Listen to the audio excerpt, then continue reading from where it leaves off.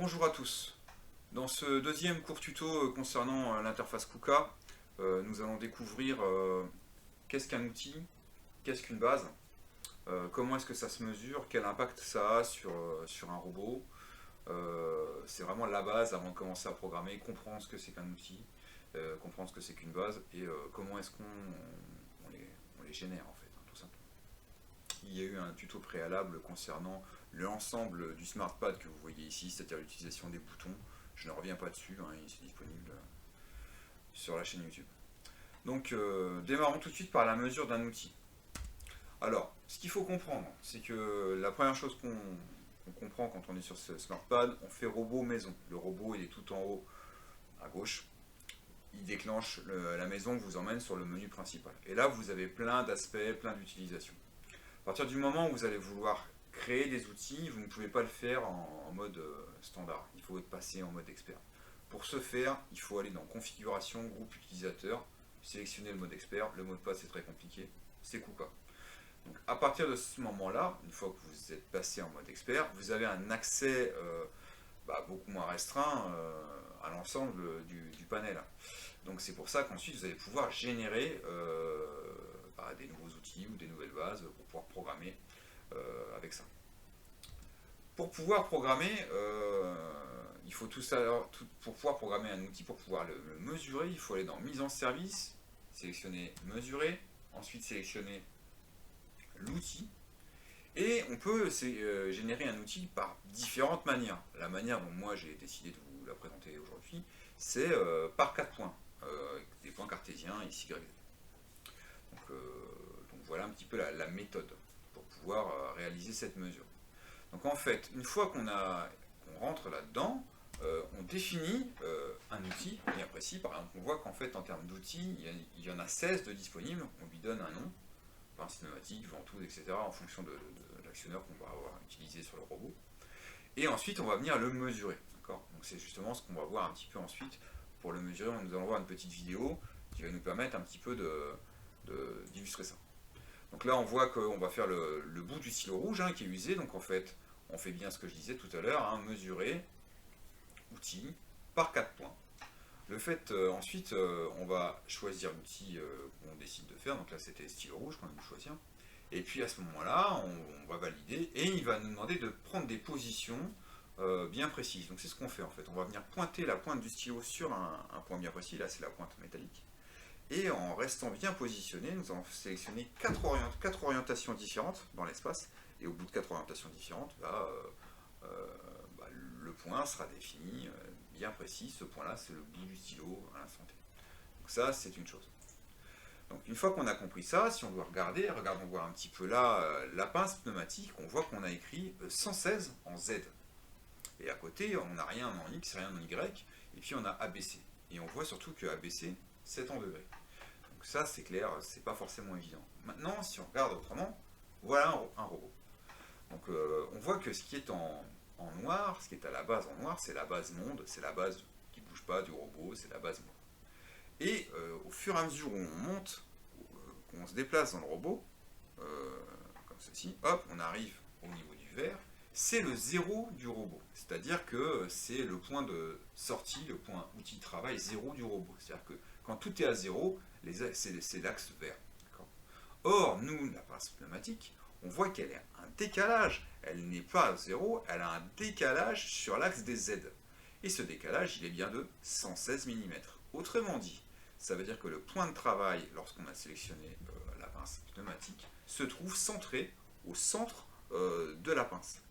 Ça veut me dire quel intérêt? Pourquoi ne pas travailler directement dans le 0? L'intérêt, il est surtout au niveau de ABC. On voit que ABC, en fait, c'est quoi? C'est les orientations en rotation des axes. Autrement dit, on va se mettre à tourner autour de son point de travail. Ça veut dire que si je veux venir prendre quelque chose, je m'oriente, et puis je veux serrer, je vois que je ne suis pas très bien orienté, je peux tourner autour de mon point, autour de mon centre outil, ce qui va me permettre évidemment d'effectuer des super préhensions, et ça peut être tout à fait la même chose pour la ventouse par exemple. On voit que plus bas ici vous avez un autre outil qui nécessiterait évidemment de faire aussi la même chose avec la ventouse, Et on voit que finalement le Z n'est pas orienté de la même manière. Autrement dit, on aurait là un décalage sur l'axe des Z, hein. On voit bien que... Alors, si on génère une rotation, parce que là on voit bien qu'entre ici et le Y, si on génère 90 degrés de rotation, on va avoir le Z vers le bas là. Donc ça veut dire qu'autour de l'axe des Y en rotation, c'est-à-dire sur le B là, on va se retrouver avec une rotation dans le sens anti-horaire, donc en positif. Donc on devra avoir ici 90 degrés ici, qui nous orienterait notre paire dans l'espace. D'accord ? Ensuite, vous allez forcément avoir un décalage sur du Z, d'accord ? Et un décalage aussi sur du X. D'accord ? Donc il est possible de rentrer, imaginons que l'outil était réalisé sur SolidWorks, qu'on ait exactement les positions bien précises, il est possible de les rentrer manuellement, hein. On n'est pas obligé de faire par 4 points, hein. Il y a plein de méthodes. Et puis aussi, une fois que l'outil est généré, on nous demande aussi le poids, c'est-à-dire la charge qui pèse, hein, tout simplement, par rapport en sortie de poignée, il y a une charge maximum à ne pas dépasser, surtout plus on excentre la charge par rapport au zéro, donc au repère vert, moins la charge doit être importante. Sur celui-ci, c'est 3 kg maximum, et 3 kg c'est quand on est pile centré au centre outil en sortie, donc forcément c'est moins, plus on s'excentre, c'est un peu moins. Donc voici ce qu'on peut dire sur c'est quoi un outil.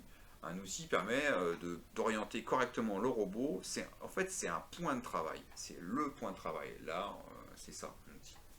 Déjà, une fois qu'on a compris ça, quand on travaille avec une pince, bah forcément, il faut travailler avec l'outil qui a été adapté avec. On ne va pas travailler avec l'outil ventouse alors qu'on veut faire une préhension de pince. C'est pas logique. Première chose. Maintenant, deuxième chose, on va parler des bases. Donc, tout en haut, là, dans l'icône KUKA, là, enfin, tout en haut dans la barre, en haut, on voit qu'on a T et B. T, c'est pour les outils. En anglais, T, c'est tool. Donc, voilà, ça vient de là. Donc des outils, on en a de 1 à 16, et puis après on a des bases intermédiaires. Donc tout à l'heure je vous ai montré, je vous ai expliqué un petit peu qu'il y a la base monde qui est la base du robot qui ne bouge pas. On peut programmer dans la base onde, hein, c'est pas interdit. C'est juste que c'est moins utile, c'est moins pratique on va dire. Pourquoi ? Donc déjà on note aussi que l'outil c'est un outil embarqué. Il existe des outils fixes, ce sera l'objet d'un autre tuto plus tard, des outils qui sont, on appelle ça des outils externes. C'est-à-dire qu'en fait... ça se programme pas pareil, c'est autre chose, ce sera l'objet d'un tutoriel plus tard. Donc en fait, nous c'est des outils embarqués dans le joubar, et en plus dans des bases bien définies, des bases intermédiaires. Une base intermédiaire c'est quoi ? Si on regarde ici, on a donc notre base monte, hein, notre base 0, qui est la base du robot, on pourrait programmer dedans. On a une base intermédiaire, hein, qui est sur une pièce ou sur une platine, hein, sur laquelle on va travailler. Et puis on a l'outil, le repère outil en haut, là c'est un code de signe pour souder. Imaginons qu'on est en train de souder sur la pièce le cube, là. On est en train de réaliser une soudure. Ça fonctionne très bien, impeccable, pas de souci. Seulement, cette pièce-là a bougé. Par exemple, pour des contraintes diverses et variées, on doit l'orienter autrement, la déplacer un peu parce qu'il y a autre chose qui vient derrière, etc.